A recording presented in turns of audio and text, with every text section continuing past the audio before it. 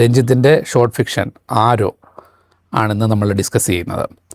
ഇത് ശരിക്കും പറഞ്ഞു കഴിഞ്ഞാൽ ഇതിൻ്റെ ഒരു ഫ്രെയിം ടു ഫ്രെയിമുകളാണ് നമ്മൾ കൂടുതൽ എടുത്ത് പറയേണ്ടത്. കാര്യം ഇതിനെ അങ്ങനെയാണ് അവർ ട്രീറ്റ് ചെയ്തിരിക്കുന്നത്, അതിൻ്റെ ശൈലി അങ്ങനെയാണ് വന്നിരിക്കുന്നത്.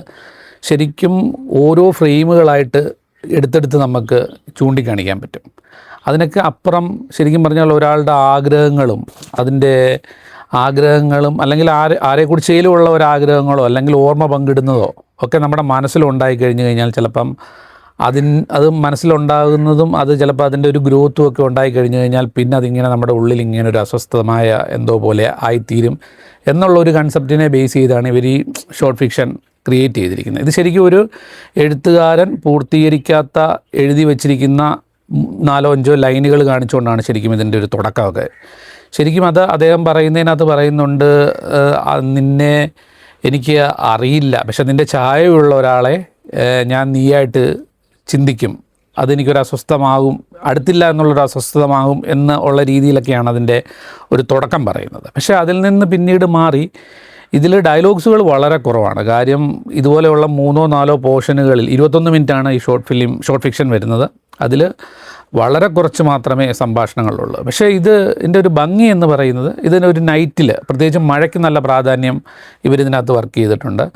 അതുപോലെ തന്നെ മഴ ഫീൽ ചെയ്യുന്നതും ഒരു എഴുത്തുകാരൻ്റെ റൂം, ആ വീട്, ആ പശ്ചാത്തലം, പിന്നെ കൂടുതലും സീക്വൻസുകളിലൊക്കെ മദ്യപാനമൊക്കെയാണ് യൂസ് ചെയ്തിരിക്കുന്നത്. എന്നാൽ പോലും അതിനെല്ലാം ഒരു പൊയറ്റിക്കായിട്ടൊരു ഫീല് അവർ ക്രിയേറ്റ് ചെയ്തിട്ടുണ്ട്. അതിൻ്റെ ഒരു ആംബിയൻസ് സെറ്റ് ചെയ്തിരിക്കുന്നത്, ലൈറ്റ് പാറ്റേൺ, കളേഴ്സ് ഒക്കെ നമുക്ക് ഭയങ്കരം വൺ ഓഫ് ദ ബെസ്റ്റായിട്ടാണ് നമുക്ക് ഫീൽ ചെയ്യുന്നത്. കാര്യം ഇങ്ങനെ തുടങ്ങുന്നൊരു കഥ അത് മെല്ലെ മെല്ലെ ഡെവലപ്പ് ചെയ്ത് കഴിയുമ്പോൾ അതിലേക്കുണ്ടാകുന്ന വ്യതിയാനങ്ങളാണ് പിന്നീട് നമ്മൾ ഈ ഷോർട്ട് ഫിക്ഷൻ്റെ ബാക്കി ഭാഗങ്ങളായിട്ട് വരുന്നത്.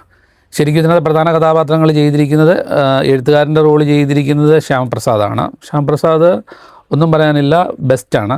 അതുപോലെ തന്നെ മഞ്ജു വാര്യർ, വളരെ കുറച്ച് പോർഷനേ മഞ്ജു വാര്യരുടെ ഭാഗം വരുന്നുള്ളൂ. പക്ഷേ മഞ്ജുവിൻ്റെ പോർഷനും വളരെ രസകരമായിട്ട് കഥയുടെ ഒരു ഒഴുക്കിന് അത് നല്ല രീതിയിൽ നമുക്ക് ഫീൽ ചെയ്യുന്ന രീതിയിലാണ്. മഞ്ജുവിൻ്റെ പെർഫോമൻസും അതിനകത്ത് ഉപയോഗിച്ചിരിക്കുന്ന ഡയലോഗുകളിൽ നിന്ന് കഥയുടെ കണ്ടിന്യൂറ്റിയും ഇങ്ങനെയാവാം എന്നുള്ളൊരു ചോദ്യം ഉണ്ടല്ലോ, അതിനെ അത് പൂർത്തീകരിക്കുന്ന രീതിയിലേക്ക് നമ്മളെ കൊണ്ടുവന്നെത്തിക്കുന്നുണ്ട്.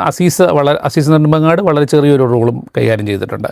പക്ഷേ ഒരു രാത്രിയുടെ പശ്ചാത്തലത്തിൽ നിന്ന് തുടങ്ങി രാവിലെ ആവുമ്പോഴേക്കും ഉണ്ടാകുന്ന വ്യതിയാനം, എങ്ങനെയാണ് കഥയ്ക്ക് ആ ക്യാരക്ടേഴ്സിനുണ്ടായ മാറ്റം, അല്ലെങ്കിൽ എന്താണ് കഥയ്ക്ക് ഒരു പുതിയ മുഖമുണ്ടായത് എന്നൊക്കെ നമുക്ക് പ്രേക്ഷകർക്ക് വിട്ടുകൊടുത്തിരിക്കുകയാണ്. സത്യത്തിൽ എന്താണ് അവിടെ നടന്നതെന്നുള്ളത്, ഇതൊരു ഓർമ്മകളുടെ വേറൊരു നഷ്ടസ്വപ്നങ്ങളോ അല്ലെങ്കിൽ എന്താണ് അതിൻ്റെ ഒരു കൃത്യമായ ഒരു യഥാർത്ഥ റിസൾട്ട് എന്നുള്ളത് നമ്മൾ കണ്ട് മനസ്സിലാക്കുക എന്നുള്ളതാണ്.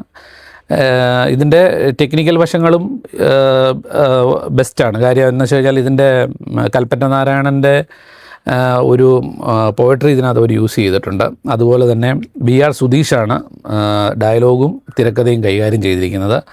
അതുപോലെ തന്നെ സന്തോഷ് രാമനാണ് അതിൻ്റെ ആർട്ട് കൈകാര്യം ചെയ്തിരിക്കുന്നത്. അതുപോലെ തന്നെ പ്രശാന്ത് രവീന്ദ്രനാണ് ക്യാമറ കൈകാര്യം ചെയ്തിരിക്കുന്നത്. ഇതൊക്കെ പ്രത്യേകിച്ച് എടുത്തു പറയാൻ കാര്യം ഇതൊക്കെ ഇതിൻ്റെ ഫ്രെയിം ടു ഫ്രെയിം, ഞാൻ ആദ്യം തന്നെ പറഞ്ഞായിരുന്നു, ഇതിൻ്റെ ഫ്രെയിം ടു ഫ്രെയിമുകളിൽ വിഷ്വൽ നല്ല ഭംഗിയാണ് കാണാൻ. കാര്യം അതൊരു എടുത്തു പറയേണ്ട ഒരു കാര്യമാണ്. അതുപോലെ തന്നെ ബിജിവാലാണ് മ്യൂസിക് ബാക്ക്ഗ്രൗണ്ട് സ്കോർ കൈകാര്യം ചെയ്തിരിക്കുന്നത്. അങ്ങനെയുള്ള ഒരുപാട് ടെക്നീഷ്യൻസ്മാർ കൂടി വന്നതിന് ശേഷം രഞ്ജിത്തിൻ്റെ ഒരു ഷോർട്ട് ഫിക്ഷൻ, പ്രത്യേകിച്ച് ഈ രീതിയിലുള്ളൊരു ബേസ് ചെയ്തൊരു ഷോർട്ട് ഫിക്ഷൻ നമ്മളങ്ങനെ പെട്ടെന്ന് ഇപ്പം നമ്മളെ ഷോർട്ട് ഫിലിംസുകളൊക്കെ എടുക്കുവാണെങ്കിൽ ചിലപ്പോൾ ഈ രീതിയിലുള്ള കൺസെപ്റ്റുകളൊക്കെ നമ്മൾ കണ്ടിട്ടുണ്ടെങ്കിലും രഞ്ജിത്തിൻ്റെ തൂലികയിൽ നിന്ന് ഇങ്ങനൊരു സാധനം, രഞ്ജിത്തിൻ്റെ മമ്മൂട്ടി കമ്പനിയുടെ ബാനറിലൊക്കെ ഇങ്ങനൊരു ഔട്ട് വരുമ്പോൾ കണ്ടിരിക്കാവുന്ന ഒരു ഷോർട്ട് ഫിക്ഷനായിട്ടാണ് ഫീൽ ചെയ്തിരിക്കുന്നത്. പ്രേക്ഷകർക്ക് തീർച്ചയായും ഇത് ഇഷ്ടപ്പെടുമെന്ന് പ്രതീക്ഷിക്കുന്നു.